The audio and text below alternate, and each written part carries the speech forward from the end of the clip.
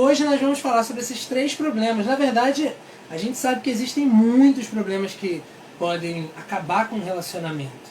A gente vai falar de 3 que a gente tem percebido e tem visto, inclusive em atendimentos com casais, que tem sido muito recorrente. 3 problemas. E quais são esses 3 problemas? Medo. Desconfiança. Desconfiança e mentiras. Desconfiança e mentira. Josué, muito feio nessas coisas. Muito feio. Então, tem muita gente que que está fazendo o casamento ir por água abaixo porque vive debaixo de um desses julgos, ou às vezes de todos eles ao mesmo tempo. O jugo do medo, o jugo da desconfiança e o jugo da mentira. A gente vai falar um pouco, a nossa ideia não é demorar muito tempo, até porque daqui a pouco o Isaac deve estar acordando, então não dá pra gente ficar muito tempo. A gente vai falar um pouco sobre esses 3 temas, né? Sobre esses 3 problemas que afetam o casamento da forma mais sucinta e direta possível, e de preferência contando alguns casos. Né, meu amor? E o Josué está aqui querendo participar ativamente dessa live. Tá animado. Isso tudo, olha só, para quem está ouvindo, tá? Isso tudo é porque essa criança ainda há pouco estava mamando e ele estava mamando e dormiu mamando. Aí botou no berço, ele fez o quê? Acordou. É que é vida. Por que vocês acham que a gente não conseguiu fazer a live nem sexta, nem hoje? Nem ontem. Estamos aqui. Então, vamos lá. Tem alguém aí falando? Tem a Sandra Meire. Legal. Então, falando sobre medo, vamos começar pela ordem, né?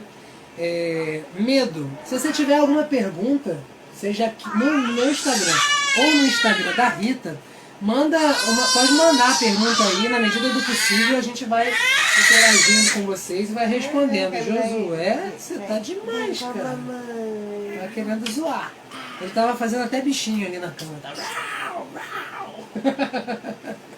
Então, Isso, agarra nos meus cabelos. medo.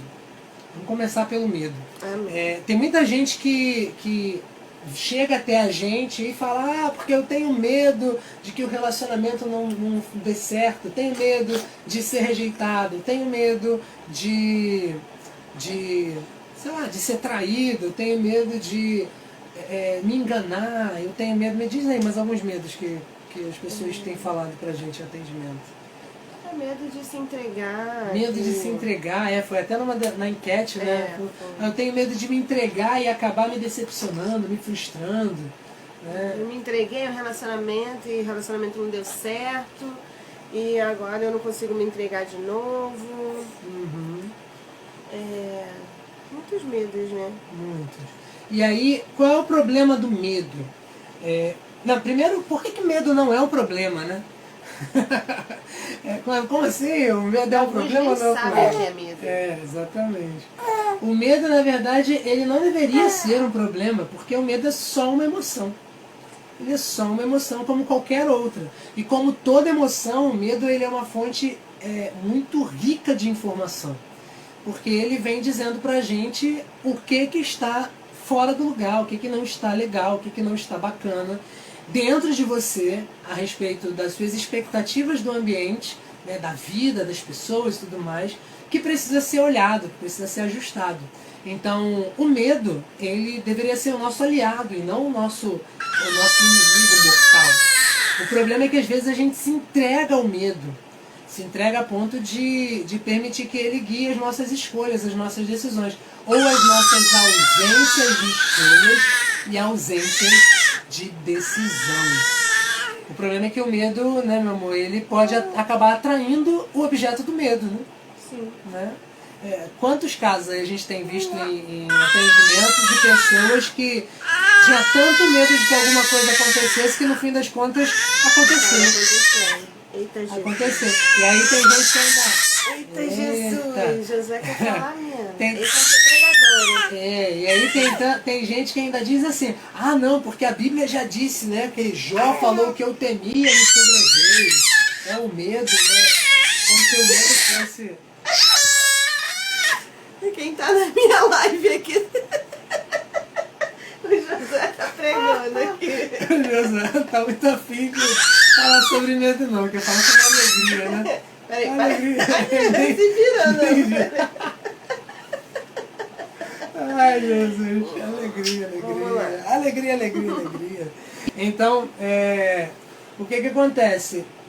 O problema, as pessoas começam a falar assim, ah, não, porque você fica com medo, e aí você acaba atraindo as coisas. Mas não é tanto sobre atrair, é sobre você condicionar o seu sistema nervoso a e as suas atitudes, consequentemente, né, a procurar por essas coisas que atraem o objeto do medo. Então, por exemplo, a pessoa tem medo de se entregar. E aí, consequentemente, ela não se entrega. A pessoa tem medo de ser traída. E aí ela inconscientemente começa a dar um monte de sinal pro outro e acaba, assim, antes de eu falar, de completar a frase, em primeiro lugar, traição não é justificável. Traição não é justificável. Se a pessoa que está num relacionamento acaba cometendo uma traição e fica com outra pessoa, isso, no mínimo, a pergunta que eu faria para essa pessoa é por que está no relacionamento então? Ora, para que você quer ficar num relacionamento se você quer também outras pessoas? Então, não é justificável. A pessoa trai porque quer. E ponto. Mas... Avisa aí que o número 1 acordou. Isaac está chamando lá do quarto. Já chamou, acordou chorando. Talvez tenha ouvido a nossa voz. E aí o que acontece? O ponto em questão é que o medo, ele tem esse poder de levar a gente a, consciente ou inconscientemente, trilhar o caminho que nos empurra para aquilo que a gente tem medo. Então, por exemplo, a pessoa, aí voltando pro medo, a pessoa que tem medo de ser traída. O que ele faz? Ele começa, por exemplo, a dizer, o que acontece? Às vezes, o ponto é que a pessoa está com medo de ser traída. Aí ela começa a dizer, você estava com alguém? Ela ou ele, né? Você estava com alguém? Estava com outra pessoa? Com quem que você estava? Me diz. E aí, você não está me traindo. E aí começa a falar um monte de coisas, uma série de coisas, que acaba... Acaba no sentido de... Se a pessoa do outro lado tem já uma inclinação à traição, seja por fraqueza, seja por sem vergonhice, desculpa o perdão da palavra, mas seja porque já queria isso, seja porque é a tal da ocasião que faz o ladrão. Mas o ponto é o seguinte, às vezes o fato de ter alguém o tempo inteiro no ouvido falando, desconfiando, falando que você me trai isso, aquilo, outro, acaba levando a pessoa para aquele ponto onde ele diz assim, eu não estava fazendo nada e estou levando a culpa, levando a fama, então é melhor eu fazer alguma coisa, pelo menos eu levo a fama, mas faço. Né? Tipo aquele robô mais feio dos políticos lá parecido. Então, o que acontece? Olha lá, olha quem está aqui na live. O Josué está dando as boas-vindas. Ela deixou o Josué com a minha mãe. O Josué tá falando pra caramba. Então, e o Isaac tá com sono ainda, né, filho? Venha, participa da live com a gente. Quer vir pro meu colo? Vamos nessa. Josué então. Josué pra cá. Tu quer sentar junto com o Josué? Mas aí na live fica mais difícil, né? Que a mamãe tá com o Josué. É isso aí, agora não é live mais do casal, é live da família, tá vendo? Então, o problema do medo é isso, é que inconscientemente a gente começa a dar uma série de informações ou agir de uma série de maneiras que acabam mandando mensagens para o outro e para o ambiente daquilo que a gente, como se aquilo que a gente tem medo fosse aquilo que a gente quer. E neurologicamente tem um outro aspecto também. Aquilo que a gente mais pensa Aquilo que a gente mais alimenta no nosso pensamento é aquilo que a gente... aquilo que a gente mais alimenta, aquilo que a gente mais pensa, é aquilo que a gente está informando o nosso inconsciente de que é importante para nós. Porque de tanto repetir, ele recebe e entende isso. Isso é importante.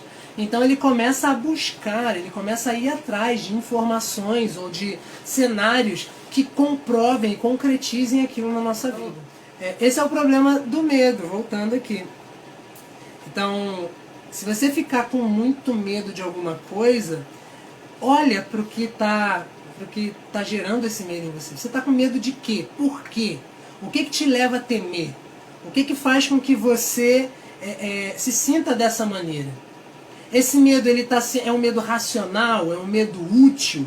Porque existe um medo útil, que é, por exemplo, você conhece a lei da gravidade e por isso você tem medo de dar uns 3 passos na ponta de um precipício, né? Então, se você está na beira de um precipício, você não vai dar 3 passos para frente, porque você tem medo de cair e se machucar. Então, esse é um contexto onde o medo é um medo justificável. O medo, a gente precisa bater um papo maroto, né? Um papo racional ali com medo e ver. Cara, por que você está aqui?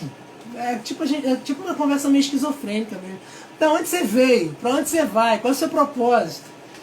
É realmente saber investigar a nossa consciência para a gente entender qual é a origem do medo. Da onde ele vem, de onde ele vem, de qual é a sua fonte, o que está gerando esse medo. Do que eu estou tentando me proteger, qual é o perigo, a ameaça no ambiente que está tentando me proteger. É realmente desse ambiente, dessa situação, desse relacionamento, ou isso é um medo de um relacionamento anterior? Por exemplo, a Rita, ela estava falando até isso, que ela fez uma enquete e uma das perguntas foi medo de... como é que era? Era medo de rejeição, eu acho. Era medo de rejeição, né, meu amor? E aí, qual era o histórico, o background? Tinha uma rejeição de um relacionamento anterior. Tinha rejeição de outros relacionamentos que não eram só o conjugal. E aí a pessoa já entra no relacionamento com medo de ser rejeitado. A tendência da rejeição se materializar é muito grande. E aí o ponto é... Sejam bem-vindos novamente, meu amor. Então, aí qual é a grande pergunta que a gente tem que fazer para o medo? Ou seja, para nosso inconsciente que está gerando esse medo. Esse medo é dessa relação, eu tenho dados, eu tenho fatos concretos que me levam a ter esse medo, ou eu estou alimentando um medo ilusório de uma situação anterior que não tem nada a ver com o que eu estou vivendo agora. Porque se eu estiver indo pelo caminho do medo ilusório, que tem a ver com um relacionamento que já não existe mais, a tendência é que eu acabe fazendo alguma coisa para concretizar e materializar esse medo na nossa própria vida. Ou o medo dos pais, por exemplo. Eu não queria casar, né? Porque meus pais se separaram quando eu era nova, né? Pequena. E aí eu falei, não quero casar porque eu não quero que aconteça isso comigo. Então eu fazia de tudo para que os relacionamentos não dessem certo. Inconscientemente, né? Inconscientemente. Tudo é inconsciente. Até que eu cheguei na vida dela e mudei tudo. Não, eu mudei não, foi Deus que mudou. Se Deus não tivesse mudado antes, não tinha nem relacionamento comigo. Ela, se vocês não sabem, a Rita é Papa Anjo. Eu sou anjinho. Moça, vai revelar isso assim? Revelei. São 5 anos de diferença, né? Eu sou mais velha, tá? 5 anos de diferença. E ela, assim, pra ela era inconcebível namorar, até cogitar namorar com alguém mais novo do que ela. E na época, pra você ter uma ideia, eu não quis, né, por uma série de motivos, eu não quis, não tive oportunidade, na verdade nem necessidade, de tirar a carteira de motorista aos 18 anos. E aí, quando a gente se conheceu, eu estava no processo de tirar a carteira. Até isso pesou pra ela, ficar falando assim, eu vou namorar com um garoto, um moleque nem dirigir sabe. Eu já dirigi há 10 anos quase, ele tava aprendendo a dirigir ainda. Entendeu? Então assim, há 10 anos quase não, há mais de 10 anos, né? Mais de 10 anos, né? Então, o que acontece? Mas esse medo que ela tinha, até que ele foi quebrado, até que ele foi analisado, esquadrinhado e desfeito, né, pelo Senhor e por ele e por ela mesma, acabava que esse medo sabotava todos os relacionamentos. Graças a Deus por isso, né, cara? Eu dou graças a Deus, né? Então, ora, fazer o quê? Eu tenho que ser grato por aquilo que é grato, aquilo que, né, foi bom pra mim. Então, e aí o que acontece? Ela entrava e saía quando entrava num relacionamento, já vinha todo o background, toda a bagagem desse medo pra não durava às vezes um mês. O único relacionamento que durou foi o que eu fui noiva antes do Felipe, né? Que aí Deus já quebrou muitos padrões na minha vida, mas o que veio se concretizar mesmo foi com o Felipe. Mesmo assim, com aquele relacionamento anterior, eu tinha muitos medos. É isso aí. E mesmo assim foi muito impulsionado por Deus, né? Porque no início, até o dia do sim no altar, ainda rolava uns medinhos. Na verdade... Será que ele mesmo? Será que vai dar certo? Na lua de mel. Jesus? Porque assim, ele me pediu pra casar, a gente não tinha nem um ano de namoro. Ia fazer um ano. Então, aí eu falei assim, como é que ele quer casar comigo? Na minha cabeça veio, né? Como é que ele quer casar comigo e a gente não tem nem um ano de namoro? É tipo isso. E aquela história assim, não, você tem que namorar bastante pra conhecer. Isso vai por terra, de nada, né? não sente. Mas a gente já vai fazer um ano agora. Não, e detalhe, tá? Pra casar em 3 meses. A gente começou a namorar dia 14 de setembro. No dia de 2012. Aí no dia 8 de setembro, se eu não me engano, 8 de setembro de 2013, eu pedi ele em casamento. Pra gente casar no final de janeiro. 25 de janeiro. Então, setembro, outubro, novembro, dezembro, janeiro. Foi isso aí. Entendeu? E estamos aqui até hoje. Graças a Deus e será assim até Jesus nos levar. É isso aí, dia 25. É desse mês, ó. E é assim, a gente entrou nesse relacionamento com medo. É tipo aquela história, tá com medo? Vai com medo mesmo. Foi tipo isso. Jesus deu um empurrão. Porque medo é natural, né? Por mais que a gente tenha exemplos anteriores, seja de relacionamentos, seja de pais, né? Relacionamento que a gente viu que não gostaria de ter igual, o medo ele é natural. É do nosso corpo. Ele vai existir em todos os momentos da nossa vida. Não tem como tirar o medo. Tem como saber lidar com esse medo e não deixar ele impedir da gente tomar as atitudes que a gente precisa tomar para conquistar aquilo que a gente precisa conquistar, né? Porque medo do primeiro trabalho, quem não sentiu? Quando entrou, ai meu Deus, fui para a primeira entrevista. Tem gente que vai suando até para a primeira entrevista de tanto medo, né?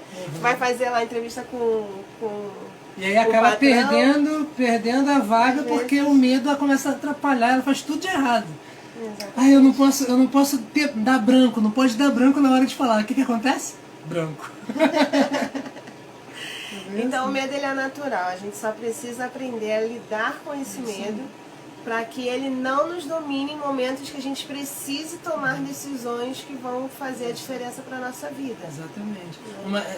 É importante que quando o medo, como qualquer emoção, chegue até nós, que a gente realmente, eu brinco que é como se a gente batesse um papo meio esquizofrênico, de conversar com medo e tal, mas é uma metáfora para a sua investigação do seu inconsciente. Então você vai sentar e vai começar a esquadrinhar a si mesmo e perguntar de onde esse medo vem. Esse é o medo racional ou é o medo irracional? Faz sentido eu ter medo nessa situação, nesse contexto ou não? Se eu estiver passando por uma rua deserta, escura e esquisita, sem nenhuma companhia, e ainda mais sabendo que ali é um lugar perigoso, ter medo é super natural e além de natural, é justificável. E é bom que eu tenha medo, porque o medo deixa a gente no estado de alerta. Mas é só por aquele momento. O problema é que tem gente que sustenta o medo por muito tempo, fica com medo o tempo inteiro. E aí a gente sabe que, falando em termos endócrinos e de neurociência, a quantidade de neurotransmissores e hormônios e tudo que são liberados sobre o nosso corpo, que não fazem bem, né? Não fazem bem. Cortisol, por exemplo, que é liberado numa larga escala. Isso prejudica se for feito no longo prazo. Né? A gente começa a sustentar um estresse, às vezes começa do medo, começa a escorregar para uma ansiedade, né? E aí para uma série de outras coisas que ficam insustentáveis. Fora os resultados, né? Que é você acabar atraindo aquilo que você deseja não viver. Então, esse é o grande problema do medo. Então, se você aí, quer dizer, esse é o primeiro passo, esquadrinhar para saber, é um medo racional ou irracional. Segundo passo, levando em conta o que a Rita falou, o medo é natural. Se é natural, eu estou sentindo ele com qual propósito, qual a intenção de eu sentir medo nesse momento? Para que eu estou sentindo medo agora? O que eu ganho sentindo medo? Ele me dá alguma coisa positiva? E da onde ele vem? É alguma coisa do passado? Já foi resolvido? Não foi? Eu tenho que resolver ou não tenho? No presente, eu tenho alguma informação para que isso se concretize? Não. Então, vale a pena eu seguir com medo mesmo, como foi o caso da Rita? E aí, para o nosso caso que somos cristãos, Deus está nesse negócio? Deus está dando direção, está dando aval para a gente ir à frente? Se a gente tem um positivo para essas questões, a gente vai, porque coragem não é viver uma vida sem medo, né? Coragem não é ausência de medo, coragem é agir apesar do medo. É o vai com medo mesmo. Então, às vezes a gente vai ter que deixar o medo de lado. Às vezes a gente consegue lidar com o medo para que ele deixe de existir. E a gente vai ter que ter a sabedoria de distinguir qual é o momento que a gente está vivendo. Algo a acrescentar? A Rita sempre assim, a gente está falando junto, aí daqui a pouco, você tem alguma coisa a acrescentar? Não, é só isso mesmo, você já falou tudo. Então, não, a gente já falou. Eu estava te olhando por ali. Então, É isso, o medo é aprender a lidar com ele e a se movimentar mesmo com ele. Isso, é isso aí. É isso aí. Ele Então, não pode paralisar. Quando paralisa, é aí que pode vir depressão também. Além da ansiedade, pode vir a depressão, porque você tem medo de como é que vai ser no futuro, então você se apega muito ao passado. Então é isso, o medo ele é um problema porque pode nos impedir de ir adiante em algumas situações e ele também é um problema porque ele pode, de tanto a gente sustentar o medo, mesmo que velado, tá? Aquele medo que eu não falo pra ninguém, eu fico ali na encolha com aquele medo. Ele pode acabar fazendo com que a gente materialize o objeto do medo, que às vezes nem tinha nada a ver, nem ia acontecer. Mas de tanto a gente ter medo, isso move a gente inconscientemente a se comportar de uma maneira que concretiza aquilo que é temido. Sim. Porque nós somos feitos de energias também, né? E como é que funciona isso? Quando a gente bota o dedo na tomada, a gente toma choque, não toma? É porque tem energia no nosso corpo rolando, né? E aí quando a gente fica pensando muito no medo e no que a gente não quer e o que a gente tem dificuldade, a gente acaba atraindo esse tipo de energia também, né?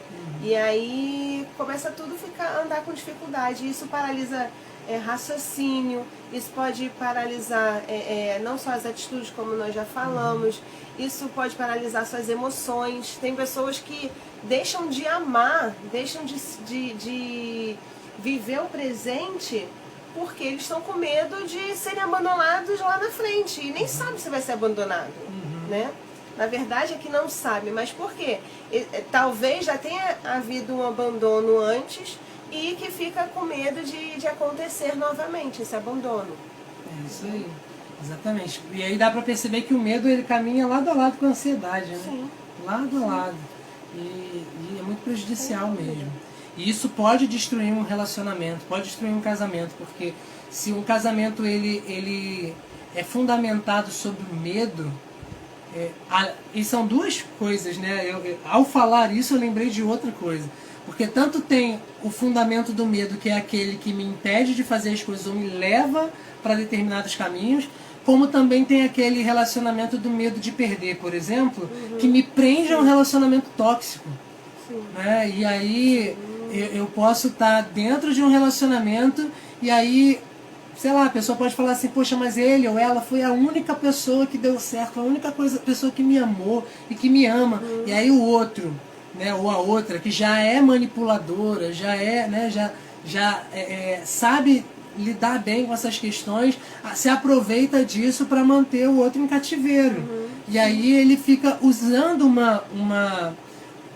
os artifícios do medo para manter esse cativeiro, dizendo, se você separar de mim, você nunca mais vai conseguir ninguém, você nunca mais vai encontrar ninguém, se você separar de mim, quem é que vai te querer? Porque você já tá velho, tá velha, e não sei o quê, porque você não vai dar em nada, eu é que investi a minha vida toda em você, eu é que sempre fiz, fui eu que botei dinheiro nessa casa, você não vai conseguir se sustentar, porque é isso, porque é aquilo. Então cria toda uma cultura de medo que impede a pessoa de se desvencilhar de um relacionamento que vai destruindo a vida dela, minando aos poucos, né? E, obviamente, nós como cristãos, a gente tem aversão, praticamente, à separação. Assim, porque, biblicamente, não é recomendado. A gente não gosta disso. Mas existem casos e casos. E tem casos que, se a separação não acontece, pode acontecer a morte de um dos dois. Seja a morte por assassinato ou por suicídio, seja a morte por outras doenças que podem surgir, né? Ou a morte psíquica, emocional, o que quer que seja. Então, a gente não está estimulando a separação. Pelo contrário. São exceções. Pelo contrário. Que a gente está falando. Na verdade, eu acredito muito em restauração de casamentos, porque eu já vi muitos acontecendo, muitas restaurações acontecendo. E mudanças tipo água pro vinho, tanto do marido quanto da esposa, assim, fenomenais mesmo, operação de Deus na vida dos casais. Então eu acredito em dar a chance até a última chance. Dar a chance até quanto houver esperança. Mas existem situações que tem uma parte que não quer. Acho que a gente pode fazer uma live só com medo, porque exatamente. É muito grande, né? É muito grande. Mas a gente vê que a gente pode até parar por aqui já, porque eu nem sei quanto tempo a gente está nessa live. Não dá para saber, né? Vou botar o dedo na tela, gente. Na tela do meu aqui. Só pra ver a hora. Tá. Bom, a gente já está uns bons minutos aqui. Só então, medo. O que a gente faz? A gente encerra só com medo? Vamos dar pincelada nos outros três, porque nós prometemos os 3 problemas. Tá, então vamos para o segundo problema, que é desconfiança. Desconfiança. E aí a gente até chegou a citar, né, isso quando estava falando com medo, porque é natural, é um desdobramento natural. A pessoa que tem medo, ela pode ter medo e acabar desconfiando do outro, que o outro vá fazer ou deixar de fazer alguma coisa. E isso é um dos principais que leva à ansiedade, né? Na verdade, porque a pessoa fica com tanto medo de que o outro vai fazer, que ele desconfia tanto que o outro vai fazer, que gera muita ansiedade. Tanto que eu sempre falo, quando estou falando de ansiedade, eu falo que o antídoto para a ansiedade, o principal antídoto para a ansiedade é a fé. Né? A fé em dias melhores, a fé que as coisas vão se encontrar da melhor maneira possível no futuro. Então, o que é a desconfiança? É o oposto da fé. Porque, na verdade, a fé leva a confiar. Né? Não é o oposto da fé, mas a fé leva a confiar. Leva a gente a confiar em algo ou em alguém. E o que é desconfiar? É não confiar nesse algo ou alguém. Então é o oposto da confiança. Né? Então você vê que se eu desconfio, eu estou coladinho com a ansiedade. Porque eu posso ficar o tempo inteiro alimentando que aquilo vai dar ruim, que não vai dar certo, que vai dar problema, que o outro ou a outra vai fazer, vai deixar de acontecer, vai deixar de fazer ou de acontecer, o que quer que seja. Né? Então... E por que tem estourado a ansiedade por aí? É esse pensar toda hora. Tudo te leva a pensar nisso. A gente está pensando não só nas desconfianças, mas a gente tem que pensar naquilo que a gente vai conquistar, naquilo que a gente vai ter para nossa casa, aquilo que a gente precisa prover para os nossos filhos, aquilo que a gente precisa comprar, aquilo que a gente precisa fazer. E aqui não para, e a gente vai treinando o nosso cérebro, o nosso sistema nervoso, e a trabalhar o tempo todo. O tempo todo eu tenho que estar pensando, o tempo todo eu tenho que estar alimentando o pensamento. Porque se eu parar, o que vai acontecer se eu parar? Né? E aí que vem muitas das vezes a estafa, principalmente cerebral também, né? A estafa mental. É por causa disso, a gente está treinando o nosso sistema nervoso a estar processando o tempo inteiro. Coisa linda! Processando o tempo inteiro. Por isso que tem tido muitas crises de ansiedade, principalmente coronavírus. Por que estourou muito aí? Todo mundo pensando o que vai acontecer, o que vai ser com esse vírus, com o trabalho, como é que vai trazer recursos para casa, quem ficou desempregado. Enfim, explodiu aí a ansiedade e a depressão por conta disso, é treinar o sistema nervoso. Né? E medo, desconfiança, ansiedade vira um círculo vicioso. Sim. Quanto mais medo você tem, mais você vai desconfiar. E quanto mais desconfiança você tem, mais ansioso você fica. Quanto mais ansioso você fica, mais medo você tem de que aquilo que você pensa que vai acontecer, aconteça. E aí você desconfia mais, você fica mais ansioso. E isso vai acabar quando? Quando é que isso vai parar? Vai parar quando a sua vida já não estiver mais rendendo nada. O seu relacionamento já estiver inoperante. Então, a desconfiança, ela, em primeiro lugar, ela afeta a gente. Por quê? Porque ela faz a gente entrar num estado de alerta o tempo inteiro e ficar imaginando que o outro vai fazer alguma coisa, ou vai pensar alguma coisa, ou vai deixar de fazer alguma coisa o tempo todo, nas mínimas coisas e nas coisas maiores. E aí, esse é só o primeiro estágio. O problema é que num segundo momento, o outro percebe isso. E aí, se o outro percebe que você está desconfiando dele o tempo inteiro, isso acaba fazendo com que ele perca... Desgasta o relacionamento e que ele perca até a vontade de estar ali. Porque a pergunta para você gosta de falar, não vou nem dizer de se relacionar, de falar com alguém que você está percebendo que não está acreditando em nada que você está falando? Que não está confiando em você? Difícil, né? Muito difícil. Então, a desconfiança, ela é como um vírus. Ela é como um vírus que destrói a nossa como é que eu posso dizer? Começa a nossa possibilidade. Às vezes também e vai com o tempo crescendo cada vez mais. E ela vai destruindo, deu uma... Eu não vou ver aí, vai. Deu uma... Ela destrói a desconfiança destrói a nossa fé de que as coisas vão dar certo. E aí a Rita até estava falando, por exemplo, do coronavírus, ansiedade, depressão e tudo mais. O que acontece? O medo, a desconfiança, a ansiedade, tudo isso faz com que o nosso sistema imunitário despenque. As nossas barreiras de proteção caiam. E aí o que acontece no fim das contas? A gente está mais propenso a receber o vírus e a deixar ele se manifestar de forma à vontade. Então, e tudo isso começa na nossa mente. O vírus, que é a desconfiança de ficar pensando o tempo inteiro, será que vai dar certo? Será que não vai? Será que o outro vai fazer? Será que não vai? Será que ele vai ser assim? Será que não vai? Será que ele vai me trair ou será que ele vai ser fiel? Quanto mais a gente alimentar isso, mais a gente aumenta as chances de tudo ruir e nada dar certo como a gente esperava desde o início.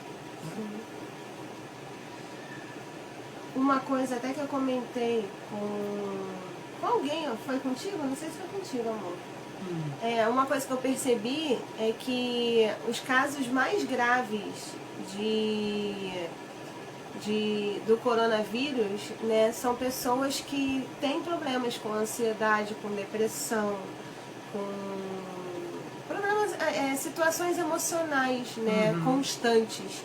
Eles tiveram situação, isso foi o que aconteceu perto de mim, tá? Eu não fiz um levantamento de estudo para isso.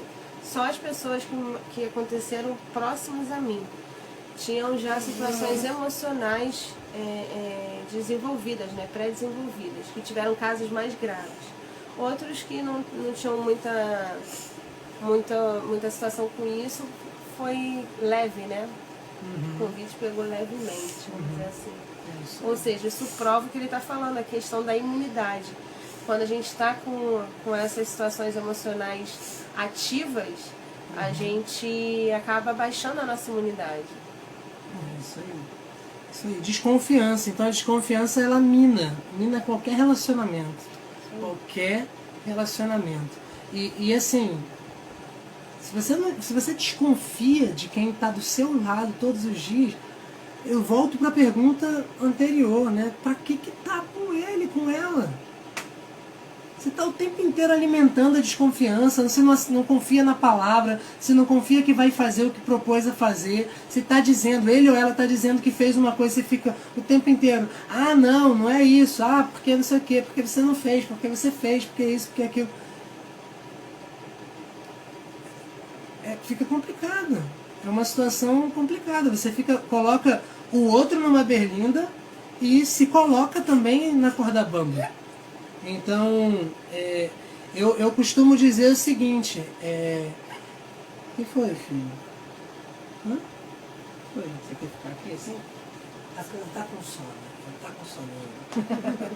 Então, eu costumo dizer o seguinte, se for para entrar num relacionamento, entra no relacionamento, ou seja um relacionamento, né, de amizade, sociedade, e principalmente num casamento, né, um relacionamento afetivo, amoroso, entra acreditando, confiando, né, de verdade, se entrega, porque se você viver uma vida de desconfiança, achando que a qualquer momento o outro pode te trair, a qualquer momento o outro pode fazer alguma coisa, né, contrária, alguma coisa errada ou algo parecido, que tipo de vida é essa? A única palavra pesada, é uma palavra pesada, mas a única palavra que vem na minha mente é um tipo de vida miserável. Porque você está mendigando a atenção do outro, porque nada mais nada menos do que isso, e mendigando carinho, atenção, carência e etc, etc, etc. Né? Porque você poderia estar vivendo uma situação muito melhor do que essa com o outro. Eita. Alguém aqui que está meio constipadinho, está escorrendo, minha filha. A mãe já deu um jeito de limpar. Tem essa não, depois a gente lava a mão, né? É isso aí. Quer abraçar o papai? Então... Quer ir pra cá? Ele quer que limpe isso. Tá sujo? Aí pega a mão do papai agora e limpa. A gente limpa, né? Fazer o quê? É ao vivo, é assim mesmo, gente. Você tá vendo? Até coisas não muito agradáveis, ligeiramente nojentas e gosmentas, acontecem ao vivo com criança. Tá constipadinho. Então, o que acontece é que se você vive uma vida assim, ou se conhece alguém que vive uma vida assim, essa pessoa está se olhando por baixo, se medindo por baixo. Você e qualquer ser humano que você vê ao seu redor não foi criado para isso.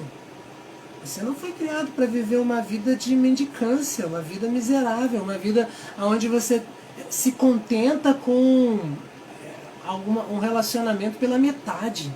Ou um relacionamento que é só para eu ter alguém do meu lado. Aí vale às vezes até aquele ditado do antes só do que mal acompanhado. Né? Então, para que isso? Eu sei, eu entendo que tem pessoas que não conseguem ficar sozinhas, né? Mas é complicado. É complicado porque você vai viver uma vida que não vai ser boa nem para você nem para o outro. É uma prisão para os dois. Se torna um relacionamento abusivo. Abusivo. E se ainda pega alguém que é manipulador do outro lado, sim, aí vai ficar na mão do indivíduo ou da indivídua pro resto da vida. Né? A gente vai ter que falar sobre manipulação numa live dessas aí. Eu falei. Porque manipulação... Mas merece uma live, não dá pra ser um tópico só não. Manipulação no relacionamento... Manda aí pra gente se você vai gostar dessa live sobre manipulação. Manipulação no relacionamento é uma coisa perigosa. Quanto tempo, saudade! Então, bom, esse foi o segundo tópico. Lembrando que se você tem alguma dúvida ou comentário a fazer, lança aí nos comentários que a gente, no final da live, ou aqui no meio, se der, a gente vai respondendo ou vai comentando, tá bom? Então, e a última, terceiro era mentira. Ainda bem que você lembrou que eu tava aqui. Ai, Jesus, eu não tô lembrando. Eu tenho que ter cola, senão esquece. A palavra de Deus já diz quem é o pai da mentira. Quem é o pai da mentira? Quem é o pai da mentira? Escreve aqui nos comentários. Quem é o pai da mentira? Ai, ai. É isso. A palavra de Deus deixa isso muito claro. Quem é o pai da mentira? E a mentira, como a gente bem já falou, e como todos os outros, são um vírus para o relacionamento. Destrói e mina o relacionamento por dentro. Todos esses 3 problemas que a gente citou, medo, desconfiança e a mentira, eles funcionam como vírus, porque a tendência deles é infectar. É o catiço. É ele que é o pai da mentira. Então, eles funcionam como vírus, porque eles infectam a mente do indivíduo. Ele, além de infectar a mente, ele se prolifera e você ainda é capaz de contaminar outras pessoas. Então, a mentira, ela é, assim como o medo e a desconfiança, é um vírus de pensamento que pode se tornar um vírus emocional também. E isso pode fazer com que um relacionamento, um casamento, seja levado às ruínas. Porque a mentira leva à desconfiança, e a desconfiança leva ao medo, e o medo leva à destruição. É um ciclo. Se você parar para reparar, existem configurações diferentes, né? A gente já atendeu alguns. A mentira, ela tem essa tendência de levar a gente a... Não era isso que eu ia falar. Estava falando que a gente, para cada relacionamento que a gente já acompanhou em terapia, a gente vê que existem configurações muito específicas de qual conjunto de problemas ou emoções que se configuram num ciclo vicioso, um círculo vicioso. Então, esse é um possível círculo vicioso que é muito comum. O medo levar... O medo, aí depende de por onde começa, né? Mas é tipo, a mentira leva a desconfiança, que leva ao medo, que leva a mentir mais, a mais desconfiança, a mais medo, que leva a mentir mais. Então, isso se instala de uma maneira que, assim, às vezes o relacionamento já está há anos funcionando desse jeito. E aí... E olha o que é incrível, a gente já pegou casos de relacionamentos de pessoas que do lado de fora todo mundo olhava e falava, esse aí é o casal perfeito. Quando a gente pegou para olhar dentro, por dentro em terapia, a gente viu que era tudo fachada, porque a mentira fazia tanto parte da vida desse casal que eles conseguiam transparecer a mentira como uma verdade para todo mundo do lado de fora. E aí, assim, por dentro estavam todos destruídos, quase se separando. Então, quer dizer, olha o que a mentira é capaz de fazer. E aí tanto a mentira, eles tanto mentiam habitualmente um para o outro, que acabou levando os dois a viverem uma vida de mentira. Ah, beleza, melhor ficar, né, bem na frente dos outros do que em pé de guerra e tal, não sei o quê. Né? Então, é melhor, realmente é melhor. Mas é saudável? Essa que é a questão. Essa que é a questão. Então, a mentira, ela tem perna curta, como diz a expressão, mas tem raízes profundas. E se você não arrancar até a última raiz, se você não tirar toda a erva daninha que tiver no teu jardim ali, vai dar problema. Qual é o antídoto para mentira? Falar a verdade. E aí, como a mentira ela se estabelece na maioria dos casos, então o que acontece? Todos esses problemas que a gente falou têm antídotos. Né? Para o medo, na verdade o medo e a desconfiança são bem similares. Né? O medo, o antídoto para o medo é a fé, é você acreditar que as coisas vão dar certo e agir de acordo com aquilo que você percebe que é o caminho a se seguir. Se você é cristão, né, melhor ainda você buscar a direção de Deus, e aí não tem erro. Para a desconfiança, o caminho é confiar, é voltar a confiar. Abandona a desconfiança e volta a confiar. Mas como é que eu vou confiar numa pessoa que já me traiu e tal, e não sei o quê? Confia. Ah, mas e se me trair de novo? E se não trair? Nesse passo aí é necessário perdão. Perdoa e vai dali pra frente. Esquece o que passou. Não é que você não vai lembrar, né? Você pode lembrar até que a pessoa te traiu. Mas é deixar isso pra trás e dizer, ó, não vai acontecer. E se acontecer, vamos ver o que vai acontecer se acontecer. Perdoar não é esquecer. Perdoar é não trazer à memória e quando voltar à memória, não levar em conta. Acabou. Já não tem mais peso emocional. Então, passa a confiar. O antídoto para a desconfiança é o oposto dela, a confiança. E, por último, a mentira. O antídoto para a mentira, obviamente, é falar a verdade. E mais do que falar a verdade, viver a verdade. Sim.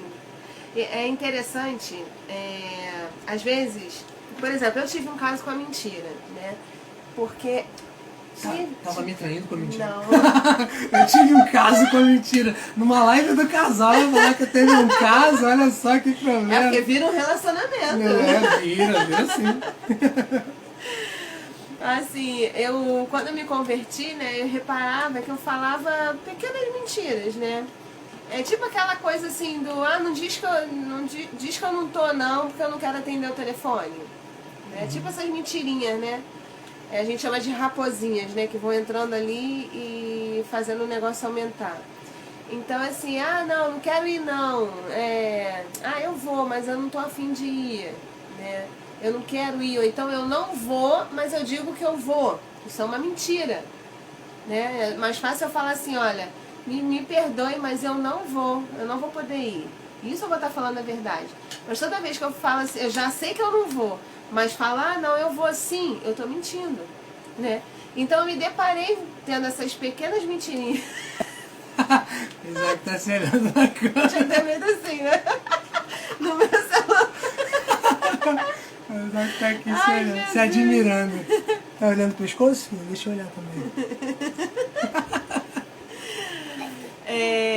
E aí, o que aconteceu? Quando Deus... Tá cheio de brotueja, né, filho? Vai passar. E aí Deus começou a me alertar, falando, olha aí, foi me mostrando, né? Começou a me mostrar. Toda vez que eu falava, o Espírito Santo vinha, uma mentira. E aí eu comecei a, como é que eu vou tratar isso? Eu não tô conseguindo, é algo que impulsiona, sai. Quando eu vi, eu já falei. Como é que eu vou desfazer o que eu já falei? Né? E aí o Espírito Santo falou, olha, você vai desfazer o que você falou, só isso. Então eu falava assim, olha, vou dar um exemplo que eu vou dizer que eu vou, mas no fundo eu sei que eu não vou. Não, eu vou, pode deixar que eu vou, pode contar comigo. Não, o Espírito Santo vinha e falava, desfaz. Falava, me perdoe, eu tô falando que eu vou, mas me desculpa, eu sei que você pode ficar até chateada comigo, mas eu não vou não, eu não vou poder ir. E eu desfazia mentira na hora. Qualquer situação, às vezes é constrangedor. Eu já vivi com situações constrangedoras nessa questão da mentira, que era simples, mas foi constrangedor.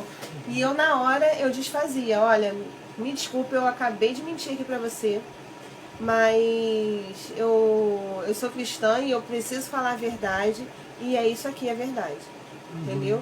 A ponto de me deixar mal às vezes, mas eu fazia porque eu precisava honrar o Espírito Santo dentro de mim. Isso né? aí. E é assim que a gente vai desconstruindo.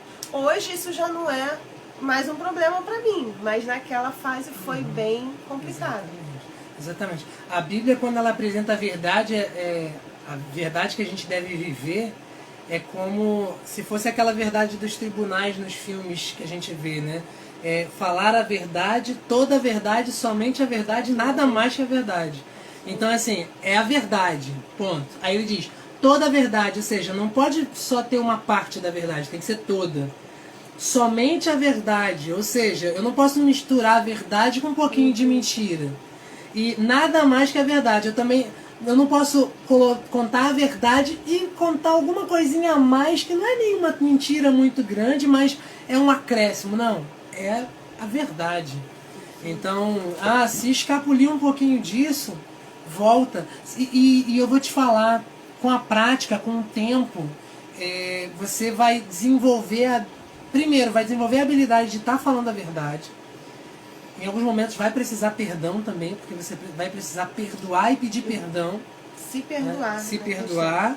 Às vezes perdoar o outro, porque às vezes a gente acaba sendo impelido a falar uma mentira porque o outro fez alguma coisa e a gente não está muito querendo dizer, né, a verdade exatamente para o outro. Então a gente vai pedir perdão, ou pode perdoar o outro e se perdoar.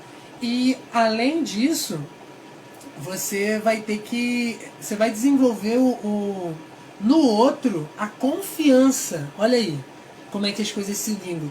Vai desenvolver no outro a confiança, porque pensa, mesmo que você fale uma verdade que não seja muito do agrado do outro, não estou falando daquela sinceridade ao extremo que é na verdade mais falta de educação do que qualquer outra coisa, que tem muita gente, né, que eu falo a verdade, né, eu falo a verdade e tal, não sei o que, e tá lá destruindo o irmãozinho, tá destruindo o amiguinho, tá, né, falando umas paradas que não tem nada que falar, mas não é isso, mas tem hora que a gente tem que falar a verdade, como por exemplo isso, há tanto tempo que alguém chega, né, tanto tempo que a gente não se encontra e tal, vamos marcar um dia pra, sei lá, tomar um suco ali, aí você fala assim, poxa, desculpa, eu não tô podendo, não é que eu não tô podendo, não é minha prioridade naquele momento ali, porque eu tô focado em outras coisas e tal, não sei o quê, ou naquela semana eu vou estar tarifado, ou eu simplesmente eu não tenho dinheiro. E aí a gente vai vendo. Eu não posso vendo financeiramente no momento, mas assim que eu puder a gente marca. Exatamente. E aí eu chego e falo assim, não dá, eu tô com compromisso e tal, não sei o quê. E aí dá uma desculpa esfarrapada, que às vezes o outro até percebe que é uma desculpa esfarrapada, e a gente acha que não, que tá super enganando, né? Se eu chegar e falar de maneira, obviamente, empática, de maneira amorosa, chegar e falar, olha, infelizmente agora eu estou com um projeto XYZ, ou então agora eu estou financeiramente desprovido, agora, realmente, nesse dia, nesse horário eu não posso... Meu marido é muito rebuscado. Estou financeiramente desprovido. Nessa hora, nesse dia, nesse horário, eu me programei para outra coisa, qualquer que seja. Ou simplesmente, olha... Agora eu não estou muito propenso a esse tipo de programa, mas vamos combinar alguma coisa mais pra frente. Você, ao falar a verdade, você faz com que o outro confie em você. Porque ele sabe que por mais dura que foi a verdade, você falou. Então, por mais dura que foi a verdade, você falou. Então ele pode contar com você para que em outros momentos que você precise falar alguma coisa, você vai falar a verdade. E não uma meia-verdade, não uma mentira, e não uma verdade aumentada, nada mais do que isso, entendeu? Você vai falar o que precisa ser falado. Então a verdade, e a gente percebe até que a metáfora bíblica para a verdade em Efésios 6, a verdade é um cinturão. E aí ele fala do cinturão dentro da armadura de Deus, e o cinturão é aquilo que protegia as partes vitais do homem na guerra, na batalha, né? O soldado romano ali. Então, repara, se você viver uma vida pautada, alicerçada na verdade, provavelmente você vai... Provavelmente não, você vai, é certo isso, é uma garantia da palavra, é certo que você vai proteger a sua vida. E não só a vida aqui, mas a vida eterna. Não existe essa coisa de mentirinha branca. Mentira é mentira. Mas eu estou mentindo pelo bem do outro. Então, procure uma forma de dizer a verdade. Seja assertivo e amoroso e vai dar tudo certo. Ficar com essa coisa de não, aquela história, mas eu estou mentindo porque o outro me mandou mentir. Tem gente que é colocado numa situação dessa, né? Porque quando, por exemplo, o pai chega pro filho e fala assim, não, diz que eu não tô. Sem dizer que não. O filho chegar e dizer que não tá, se ele falar que o pai tá, ou falar qualquer outra coisa que o pai, diferente do que o pai mandou falar, pode ser que ele arrume problema e até encrenca. Mas o filho poderia se posicionar e falar, pai, desculpa aí, eu não minto não. Eu podia falar, ué. Mas, assim, beleza, o filho não vai fazer e isso com certeza vai ser cobrado do pai. Mas e quantos pais que são cristãos que às vezes falam isso para os filhos, né? Não, vai lá, atende e diz que eu não tô. Ah, fulano de tal, ih meu Deus, eu não tenho casa não, tá? É tão mentira, tanto é mentira você falar mentira, quanto é pior ainda você instruir o outro a mentir por você. Guarde o seu coração de ser manchado por essas coisas, porque isso, como eu falei, são vírus que mancham o nosso coração, mancham a nossa mente, mancham os nossos relacionamentos, destroem por completo. Às vezes não causa um impacto gigantesco no início, mas isso vai minando o relacionamento até. E aí a gente olha para o relacionamento dos outros e fala, por que eu não consigo ter um relacionamento como o deles, né? É porque você está olhando mais para a vida do outro, se preocupando mais com o outro do que você olhando para o seu relacionamento, para você e o que você pode fazer para melhorar o seu relacionamento. Na verdade, a gente olha muito para o outro, porque o outro está mentindo. Por que eu estou desconfiada? Porque eu estou olhando a vida dele e vendo o que ele vai fazer contra mim. Que a desconfiança é isso, né? Então, se eu olhar pra mim e falar o que eu posso fazer para melhorar meu relacionamento, eu estaria me ocupando muito melhor do que se eu tivesse o tempo todo olhando pro outro. Exatamente. Então, e aí você consegue ter um relacionamento bom, um relacionamento abençoado, quando você olha pra você e você vê o que você pode mudar em você. Porque é isso que você tem poder, é isso que você tem controle. Sobre o que você faz, não sobre o que o outro faz. Uma das maiores loucuras que existem na humanidade é tentar controlar o incontrolável. Que um dos incontroláveis que a gente tem é o outro. Imagina que você tentando controlar as ações do outro é tipo você tentando controlar o tempo. Tipo, eu sou agora a tempestade, né, dos X-Men, que eu fico ali, uau! Tipo, vai chover, vai relampejar, vai fazer sol, né? Não é, gente. A gente não tem controle sobre o tempo, como também não temos controle sobre o outro. O que a gente tem controle é sobre nós mesmos. Então, cuide daquilo que você tem controle, que é a sua vida. Já diz aquela não é um ditado popular não, mas é uma brincadeira que o pessoal faz aí, diz assim, se Deus quisesse que a gente cuidasse da vida dos outros, Ele não dava uma vida só pra gente, Ele dava mais de uma, né? Então, Deus deu só uma vida, então cuide da sua, né? E quando eu falo isso, eu falo com muito carinho, porque só cuidando da sua própria vida, olhando para a sua própria vida, fazendo o que você precisa fazer, é que você vai, de verdade, ter resultados melhores nessa vida. Porque enquanto você gasta o tempo de vida que você tem cuidando da vida dos outros, olhando para a vida dos outros, mesmo que seja o seu marido, a sua esposa, você simplesmente está perdendo o único tempo que você tem, que é a vida que você tem, para fazer alguma coisa de bom por você mesmo, que é cuidar da sua vida. Então, é isso. Pessoal, entregamos os 3 problemas. Os 3 problemas, agora está no colo de vocês os problemas. Relacionamento. Compartilhem esse vídeo. Isso, vai pro IGTV no meu canal e no canal da Rita. Depois compartilhe, depois YouTube. E que Deus abençoe vocês. Será? Que Deus abençoe. Espero que tenham gostado. A gente pensou nesses 3 problemas, que foram 3 problemas que são corriqueiros nos nossos atendimentos, né? E que realmente fazem muita diferença pro relacionamento. É isso aí. Que possa fazer diferença no relacionamento de vocês a partir de hoje. Essas dicas que nós demos aqui, vocês possam compartilhar essas dicas com casais que precisem delas, né, para terem um melhor relacionamento. E adoramos cada presença, cada comentário, cada curtida, cada coraçãozinho, que eu vi coraçõezinhos aqui. Obrigada a todos, que Deus abençoe vocês. Espero que vão ter mais lives com nós dois juntinhos. Lives do casal. Então podem mandar aí por direct, por mensagem no YouTube, onde vocês verem essa live, esse vídeo. Podem dar temas aí pra gente, dar dicas, estamos aqui à disposição. Excelente. Então, gente, muito obrigado. Obrigado pela sua disponibilidade, seu tempo, mesmo aqueles que passaram aqui rapidinho, chegaram no final. Deus abençoe vocês, que Deus prospere a sua vida, que 2021 seja um ano de bênção, seja um ano da presença de Deus, seja um ano de né, de encontrar-se né, consigo mesmo, encontrar o Senhor e realmente de desfrutar. Seja um ano de desfrute, seja um ano de muito trabalho, seja um ano de conquistas também. Né? Amém. Amém. Então, Obrigada, e um ano Deus. de relacionamentos saudáveis. Né? Amém. Vai sair esse livro, né? Esse ano vai sair. Aliás, eu nem consegui lançar o primeiro e eu já tenho o tema para o segundo, de relacionamento também. Então, vamos ver. Quem sabe o segundo não vira o primeiro e o primeiro vira o segundo. Ai, Jesus. Então, gente, que Deus abençoe vocês. Até a próxima, se Deus quiser.